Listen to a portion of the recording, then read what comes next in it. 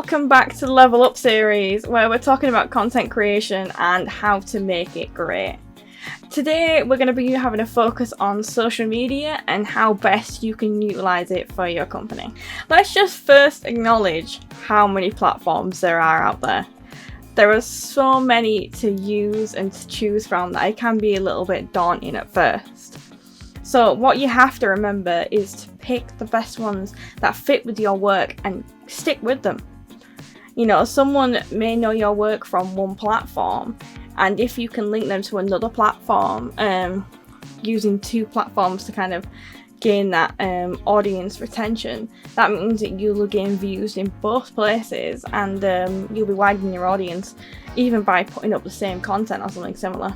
Also, just something to consider is that some niche websites might be more useful to you if you have a particular business that is seen more on different websites. It is okay to use them, you know, you're not going to lose audience members for having a niche platform. You just have to make sure to put them up on other platforms too if you can, I say, just to get that reach. Different platforms require different types or sizes of content, which is something really important to know. Before you post anything on a particular social media platform or website, make sure to check out what kind of pieces they allow. For example, Twitter, as a normal user, only allow about 2 minutes worth of video, which means that you have to make sure that you cut your video to fit in that time frame. Instagram have mostly square images, so that's also something to remember when you're posting content on there. Using platforms to your advantage means making content that is just for them sometimes.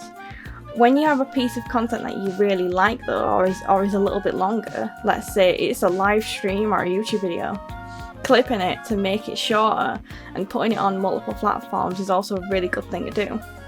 This will help to bring audiences back to the original content and start the audience train over again, which just means that if they missed the video on YouTube but they saw your Twitter post, they'll go back and watch the original video, which is great. My last piece of advice though is to know your audience.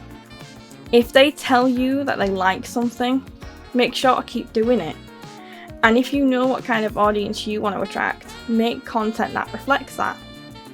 Content creators want to make sure their content appeals to lots of people so they can have a bigger audience, but also you want to be specific about who exactly you want watching your content. You know, if you're making gaming content, you want to make sure that people who game want to watch that content. If you're making content about flowers or lifestyle, you want to make sure that you're appealing to those people, mostly.